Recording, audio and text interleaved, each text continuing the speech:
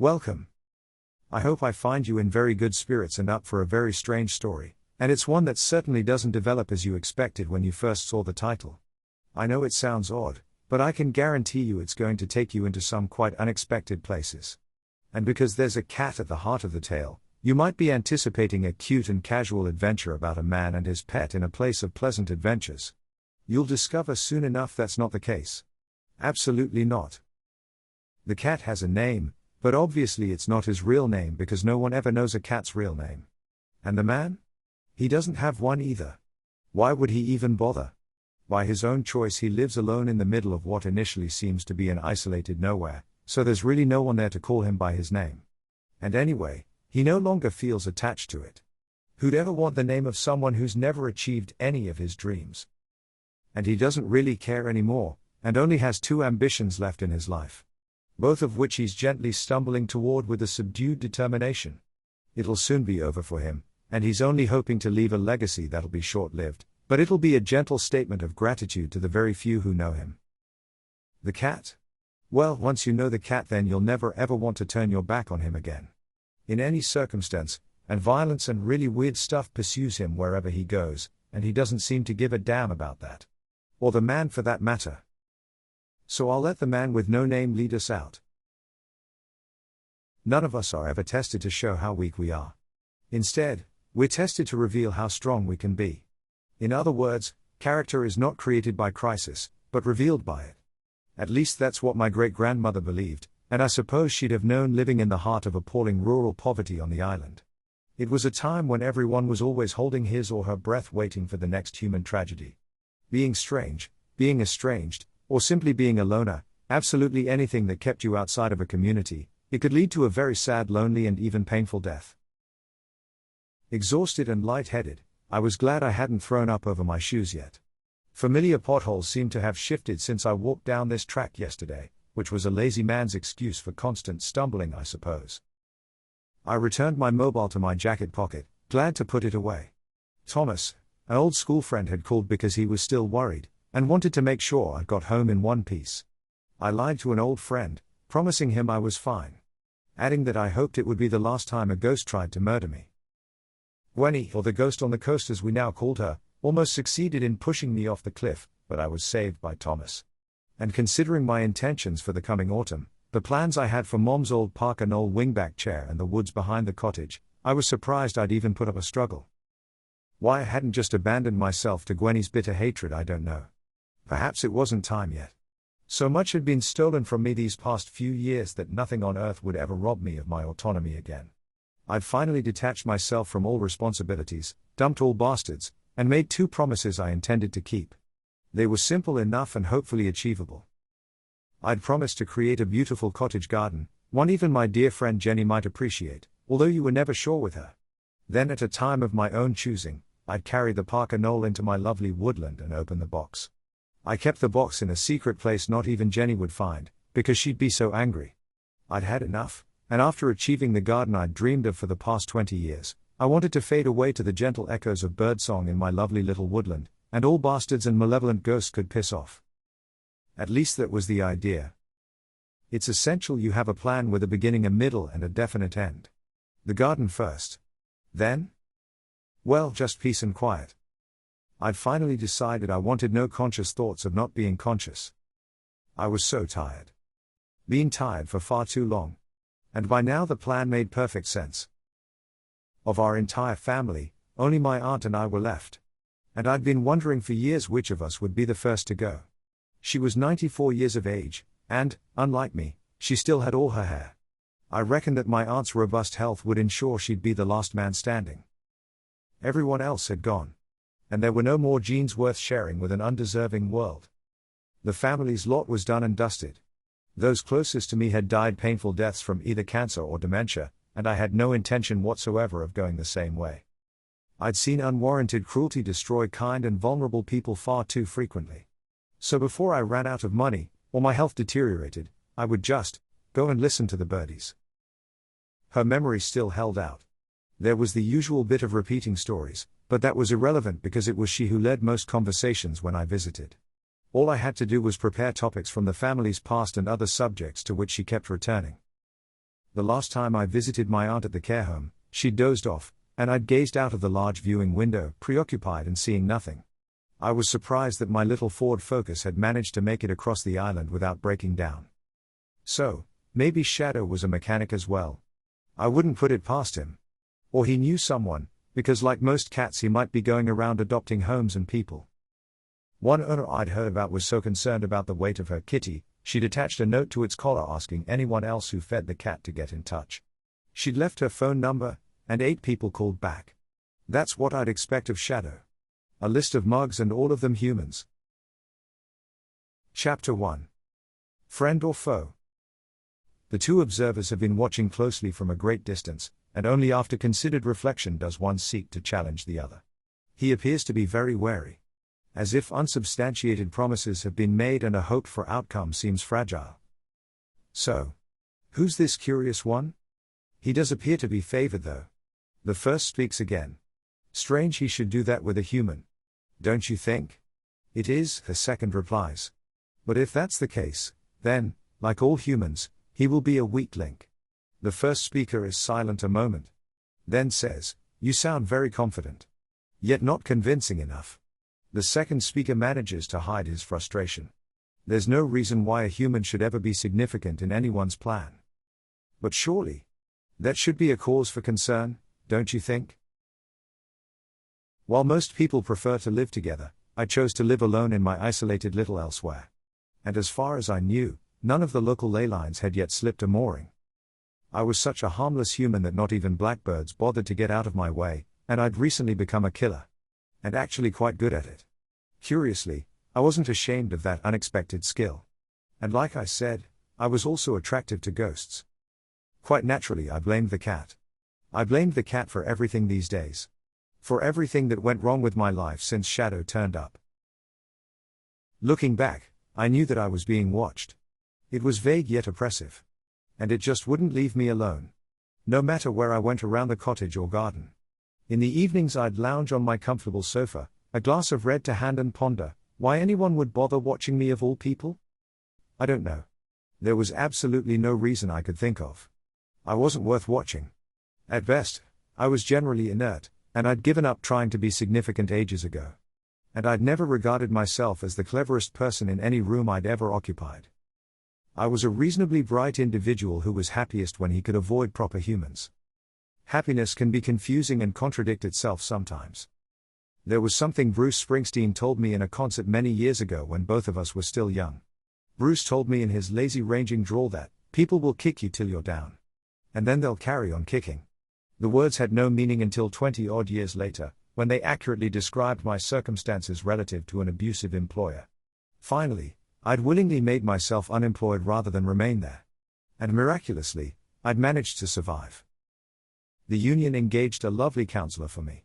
She lived on top of a windy mountain and helped to rip the spade out of my hand, because I was digging myself into an early grave. She asked me whether I'd prefer to leave my resentment for karma to sort out, or deal with the matter formally. I'd thought about it for a moment. Karma sounded rather wibbly-wobbly, but, I concluded, it was cheaper in the long run than hiring an assassin with a serrated knife. And eventually, albeit delayed, karma finally brought me some succor. I learned to live with the sense of being constantly observed because I felt no direct interference with my simple daily routines. But there was no doubt about it. It was tangible and unexpectedly creepy. It wasn't as if there was someone spying on me from the other side of a hedge or something. It wasn't a sense of being physically watched. It was more a feeling. Something abstract. Of being observed, like an actor on someone else's stage and that stage being located in someone else's head. There was a second or third-hand feeling attached to it. It was odd and at the same time specific. As for who the hell would want to waste time watching someone like me, someone on a painfully slow crash and burn trajectory, I didn't know. Like I say, I was no one. And I wished to remain no one. I discovered the satisfying power of rendering myself completely insignificant. In the end, it always pushed people away. For the same reason, I was convinced that the watcher would soon be gone. So there I was. Living in my little hideaway, an old small holding in the middle of a gentle green nowhere in the heart of the island. I was content with my gentle melancholia and didn't miss the company of humans, other than a few special people for whom I was more an object of irritation than pity. I'm a sweet, kind, and gentle person, no longer interested in seeking out conflict. How I arrived at my age is beyond me. Yet there I was. Still puzzled by it all and rarely preoccupied with thoughts of a lack of life achievement. I'd given up most of that old thinking. Worries, concerns, mild paranoia and isolation all considered, I was still managing to live a peaceful and gentle life. That was until the cat arrived. And that was when I learned how to be a killer. Shadow was named by Jenny, one of my very few wonderful and kind supporters. He just turned up the first week of October 3 years ago. Nothing happened other than him being a lazy cat who'd eat as much as he could, then sleep the days away. It felt to me that he only came to my place to recuperate. He'd stayed until June of the following year and then disappeared without warning. And although I was generally reluctant to admit it, I think I missed the little monster's company more than I'd expected. So naturally, the first time he disappeared I was worried that a fox might have taken him. I was only partly reassured when I found no evidence of his demise in my searches around my insular and homely little cottage. He just disappeared into thin air. Then, the little bugger turned up again in late October. I fed and looked after him until February the following year, when he buggered off again. Shadow then turned up again in early November, stayed until the beginning of June, and was off again on his summer adventures. In the end, I surrendered myself to his annual rituals. And always had his favorite salmon mousse ready in anticipation of his return. But, as my good friend of old George once told me, unlike pet dogs, cats have a secret life. When they go out the door, you don't have a clue where they go or what it is they do when they get there, other than questioning the odd scratch and wondering about the condition of the other guy or gal. When he returned that last autumn, Shadow, pitch black like his name suggested, save for a small white shield on his chest, was leaner and more active than when he'd left. However, it didn't last long. He was a voracious eater and initially carried himself with too much dignity to beg for food when I ate. There were exceptions, of course. One was Ham. I only had to think about Ham and he'd be staring at me. I tried telling him the salt in ham wasn't good for him. I also told him I was in charge, but he somehow always ended up eating half my ham. That year he hadn't adhered to his annual routine. He disappeared a few times during late winter, but rarely for more than 3 or 4 days. And the last time he returned, he looked as if he'd been in a proper scrap. His favorite spot in the cottage was lodged firmly in the corner of the sofa where I used to sit. But my needs obviously meant nothing. He was also master of a specific look. FMB I called it. Feed me bastard. I believe that's him summed up quite succinctly. Still, despite the psychological intimidation, it was nice having him curled up on the other end of the sofa not too far away. Jenny had persuaded herself that there was something special about Shadow. His enigmatic appearances and absences convinced her that a portal to another place opened up somewhere nearby, and through he stepped. One way led to a secretive life of adventure and the other directly to my sofa. He just disappeared again, but would hopefully be back in a few days. So I waited, missing Shadow's commands and silent companionship. But nevertheless, my life went on as usual, and I can't say it wasn't without its adventures. One significant consequence of his presence was that the ordinary normal had become an insecure concept. Things changed drastically when he was around. And even when he wasn't. Things were suddenly attracted to me for some reason. Weird, scary things. Never before. Only since the bloody cat turned up. I guess that malevolent is as malevolent does. And, back to the original point, since he'd been about I'd become too familiar with that underlying sense of unease. That sense of foreboding that found me so attractive and wanted to be my friend. Please note, I'm as sensitive and psychic as a banjo tuner. I know it's ridiculous to blame everything on the cat. Still, it was curious that strange things always seemed to happen when Shadow was around. And there it was. I got that odd feeling again. Maybe it was the ley lines telling me he was back. Chapter 2.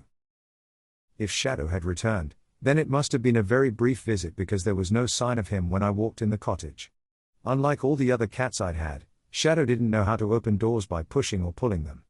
Either that, or he had an inflated sense of his own importance. He just stood there impatiently until I realized my role in opening the door for him. Shadow didn't need to do telepathy, he just stared at his particularly dumb human until it twigged. Why he didn't just walk through the wall when I was there I don't know, because on other occasions, a locked door never seemed to be a problem. Like I said, he just turned up out of nowhere one autumn day, stayed a while, and then suddenly disappeared for 6 months. My friend Jenny thought he always seemed to arrive when I needed companionship on this island of isolation she claimed I'd created for myself. Whether I knew I needed it or not. My view regarding the cat was somewhat different from Jenny's. His behavior veered erratically, or should I say willfully, from a stilted form of affection, to sarcasm, to utter contempt. But as Jenny believed, a portal opened nearby when he wasn't making life difficult here, and he'd pad through to the other side of the galaxy, where he'd fight hostile aliens. Anyway, silly as it sounded, both Jenny and I chose to agree on that. Shadow was a serious watcher and exceptionally lazy. He'd do nothing until circumstances demanded it of him. And I was allowed to tumble into all manner of horrible scrapes, which he'd just watch with vague interest from his end of the sofa.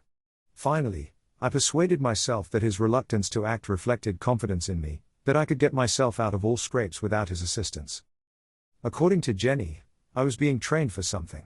She seemed to think I was special, but so far, I couldn't see it myself. And Shadow did nothing to confirm her belief. All that aside, life was relatively safe as I tried to run down the clock as pleasantly as possible. No sign of him. He just buggered off again, and I wished he hadn't.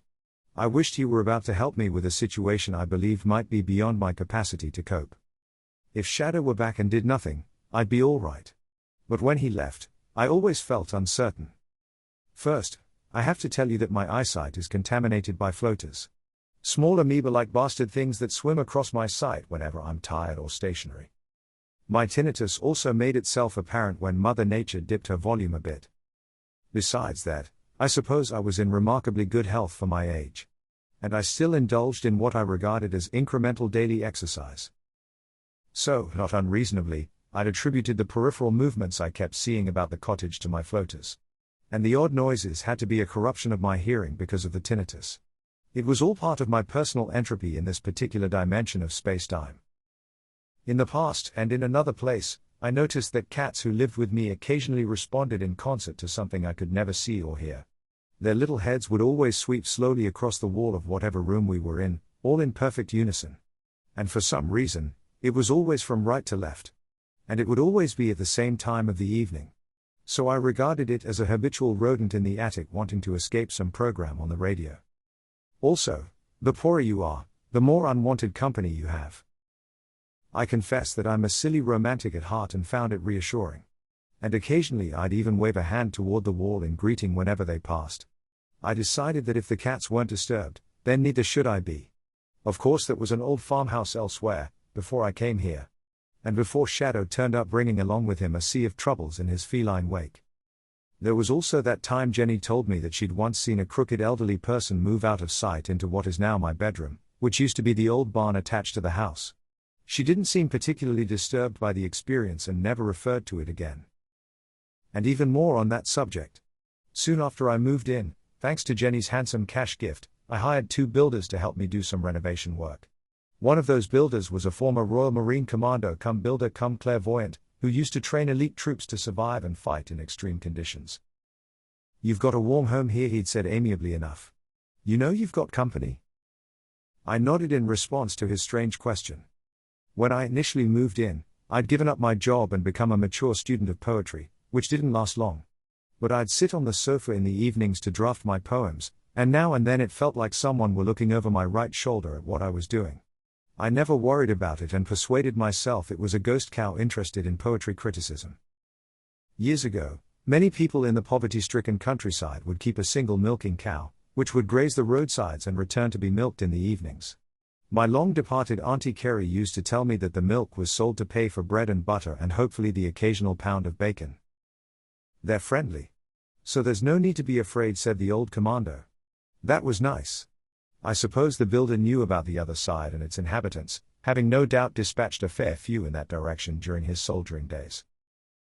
As an aside, my home was made up of the old outhouses attached to the small 2-room cottage by the builders and I. The stones removed while creating doorways were used to build raised beds in the front. At the back were a high retaining wall and a damp moss-covered narrow concrete path. Behind that wall was my small woodland made up mostly of sycamores, or God's weeds as Jenny called them. I'd long ago become used to all the creaks and noises in the cottage, and even adopted the habit of saying hello to familiar noises. I was proud of myself for being old-fashioned and courteous. And yet, Until then I hadn't seen any actual ghosts and I was happy with that. But it had been quiet and reassuring in the cottage among unseen kind or indifferent ghosts. That was then. I think I mentioned I was a solitary person. And sometimes I did fall victim to my self-imposed isolation. I dealt with that by reading a thriller or disappointing myself with crosswords. One evening I was sitting on the sofa with my feet on the small table next to my glass of Chianti Red, pleasantly preoccupied with a crossword and void of any thoughts, other than bepuzzlement. My attention was slowly drawn to the corridor behind me, the one that leads to my bedroom and the small bathroom beyond. I naturally dismissed any thoughts of ghosts, until I swear I saw the vaguest dimmest outline of a human form, which slipped swiftly and silently out of view. I knew I couldn't attribute that to my floaters because a human form is distinct and its movement is so familiar. I felt the hairs on the back of my neck prickle upright. First, there was no one else in the house, because no one other than Jenny ever visited. 2. The door out the back was locked, and it was blocked off by 2 redundant surfboards. And 3. The front door was directly in front of me. No one could have entered ninja-like for the past 2 hours, because I hadn't moved off the sofa, other than the 2 occasions I'd leaned over to top up my glass. I shook off that uncertain feeling, and shouted a hello down the corridor in case the ghost was still there. I know I was just being lazy, and if this were a film I'd have gone for a look. But like I said, I was accustomed to things sharing my house. And 2 glasses of wine usually quelled any initiative an average person might exhibit. Of course, there came no reply to my greeting, other than a rattle down the bottom of the corridor. That changed the dynamic a bit. It was a new sound. If it were human, as I said, there was no way it could have got in without my knowing. Still, the goosebumps were active and I thought I might as well have a look. No harm surely. I placed the paper and biro on the sofa beside me and went to stand at the entrance to the back corridor, where Jenny told me she'd once seen her ghost. Maybe he was back. I switched on the light. It was a dark little corridor that I'd lit well. I remembered a few trashed lines from a poem about a mysteriously abandoned lighthouse called Flannan Isle. Then neither came back a reply nor the sound of 3 queer black ugly birds making whatever sound they would have made. This was no lighthouse, only a corridor at the back of a small cottage, one I'd made invisible to humanity by determined endeavor. I made a mental note to check Google Maps in the vain hope that God's overhanging weeds kept the place hidden. To begin with, I wasn't frightened. Still, since the cat had been about disturbing my life, I'd learned about those quiet moments of silence just before something happened. I felt I was in that familiar small hiatus, and held my breath. It's incredible how quickly chemicals can rush through your body and mess up your tummy. A dark and heavy sense of dread kept trying to attract my attention to the end of the corridor. I leaned forward, objectively assessing the thinnest piece of shadow that seemed to be moving at eye level down the bottom. I accepted what I saw as a shadow, until I reminded myself that all the corridor lights were on and that a shadow would need an object to create it. This thin shadow, or whatever it was, could only be projected from behind, which was curious, because there was no light there. Add a plain and simple observation that it appeared to have independent motion. Fingers of dread were reaching around my heart. Yet I still declined a clear invitation to be terrified. This was my home after all, and I was the master of the aforementioned. Then the fuse box tripped. Great. I plunged into darkness along with the rest of the house, and even dread chose to grab hold of me for reassurance at that moment.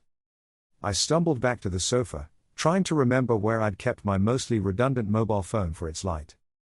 It's amusing, I reflected afterwards, that when you're in a bit of blind panic in the dark, all furniture shifts a bit to the left and takes an aggressive step toward you. Armed with my phone torch, I hobbled back down the corridor, where I found nothing. So I chose to blame the cat. Why not? In winter, evenings here can be tedious, and I'd long since stepped away from my void-awarding dependency on alcohol. I still drank because it was a civilized thing to do. However, the existential void remained, and the puzzles kept me from serious drinking. On the other hand, puzzles and quizzes did have the downside of reminding me how dim I'd become, and how poor my memory was. There were those moments when I still longed for warm companionship.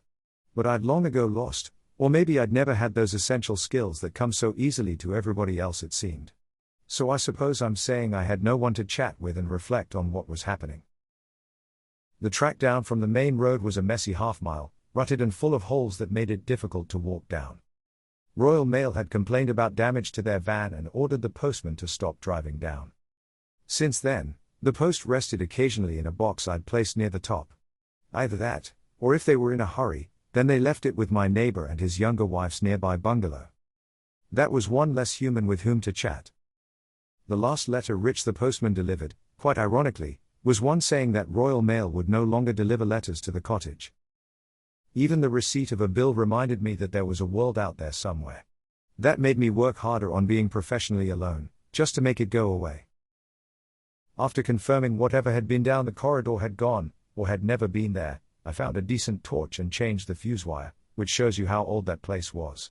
And I somehow managed a good night's sleep without drinking more wine.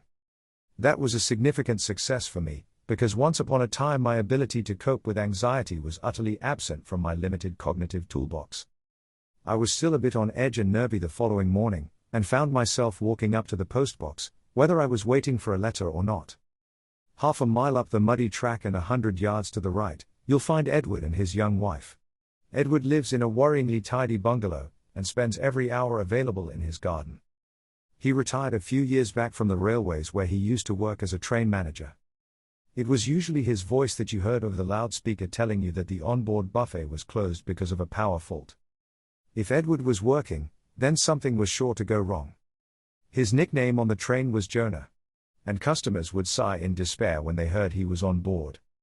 The journey from Euston to Holyhead could be a despairing misery of dehydration. This usually happened in train carriages that were so old that your body heat released long-forgotten farts from the ancient seats. As usual, Edward was in his garden mowing his perfectly manicured lawn with an expensive mower, one that was way too big for the job. His shoulder-high yew hedges along the sides were as perfectly sharp-edged as a ninja topiarist could have managed. He was now working on a flock of flying geese in the back. For a miserable individual, Edward was an optimist and could see geese in full flight. Me? I could only see dark green blobs standing aloof from the perfectly square vegetable beds. Gardening was the best thing that ever happened to Edward's wife. His cooking was another matter entirely. Between gardener's world and master chef he was saint and Epicurean sinner, both in the same perfectly formed slim trim body that had buggered up the onboard buffet too bloody often. Like me, Edward's lifelong ambition was to spend his later years creating an idealized little garden. But of course his plans were a bit more long-term than mine.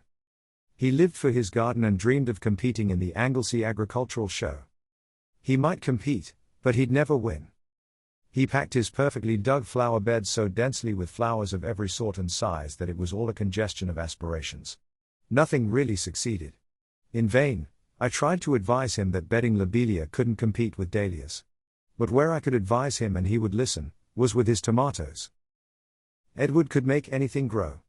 Anything except tomatoes, that is. For some reason they just didn't like him.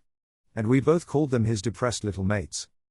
But after a year or two I'd educated him on how to look after them properly, when to feed them, and when to pinch out side shoots. I also persuaded him that maybe 20 plants were too many for a 6 by 8 foot greenhouse, and that bush tomatoes needed to be left alone. His gardening had allowed his wife to continue with the life she'd become accustomed to while he worked. Gardening was a solution that sustained their 10-year marriage. We exchanged greetings, and I congratulated Edward on his lawn and his fecundity, which drew a bit of a laugh. He held up his index finger and said, "Just a minute." He disappeared into the greenhouse and returned with 3 letters that looked like futile notifications to the occupier. "Vital missives," he said. He gave me a wink and handed them across. I thanked him. There was an unwelcome letter from the bank, the inevitable letter to the occupier about solar panels. There was also a waste of postage from an industry association I'd belonged to before I dumped my job.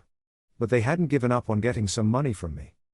The general secretary's husband must need another new car or something. I gave a once-over to the tomato seedlings on their heated shelf in the greenhouse. "A few months to go," I said. But they looked like glorious little green promises.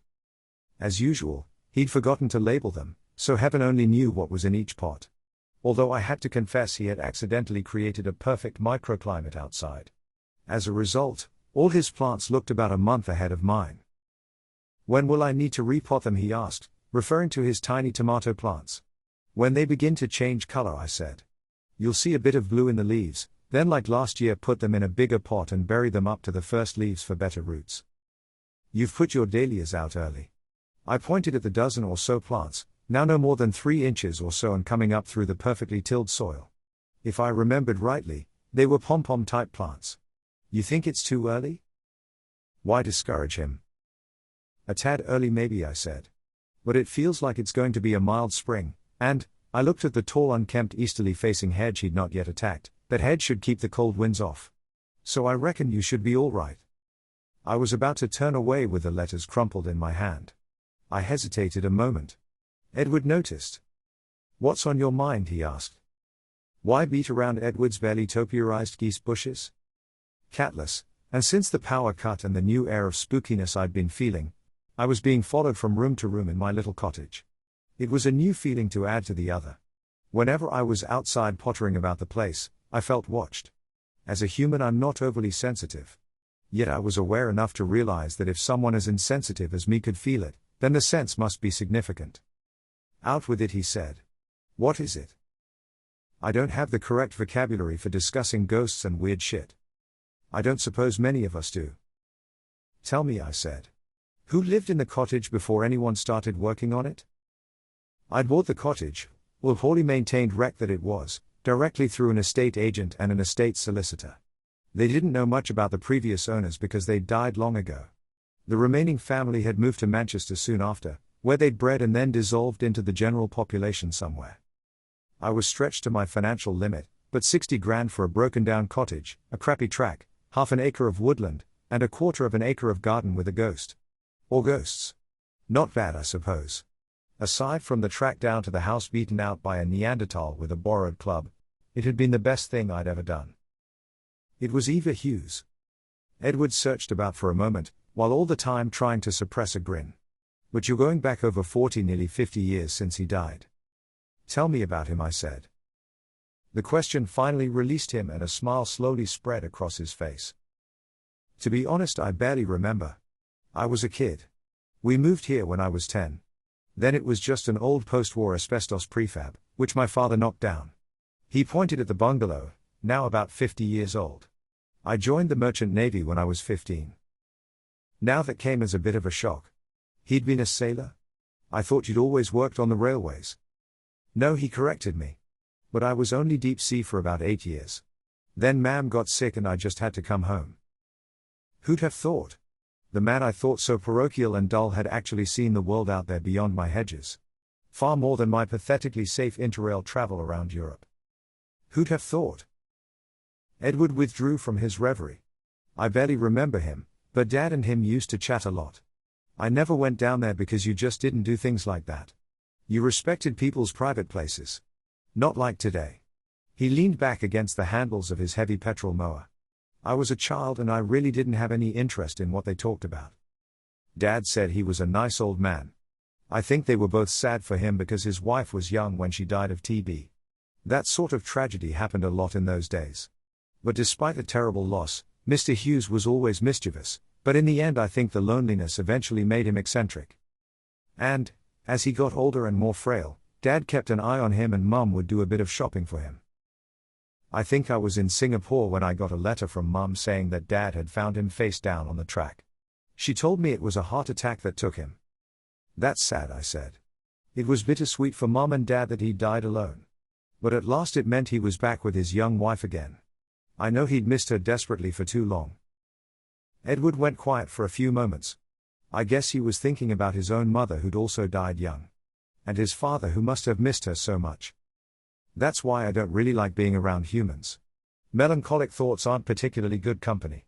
Even for a miserable fool like myself. He'd become a sad reflection of the man he used to be. Then Edward's face was framed by a mischievous smile. Why you asking? Just interested. That's all I said. I answered as non-committal as possible. Edward burst out laughing. Interested, hell. He turned and patted me on my shoulder. So the old bugger's about again? Again? It came as a bit of a surprise that not only did he know I had a ghost about the house, but that Eva Hughes must be part of the general folklore around here.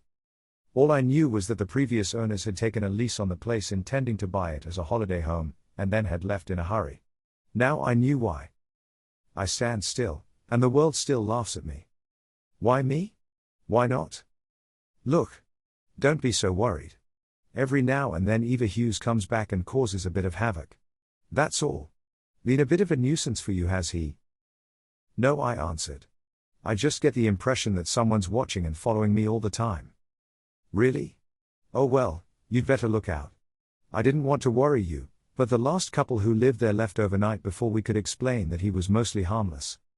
The wife thinks his ghost still has the bloody dementia that eventually killed his heart. I'm not so sure about that. He was always up to some gentle mischief according to Dad.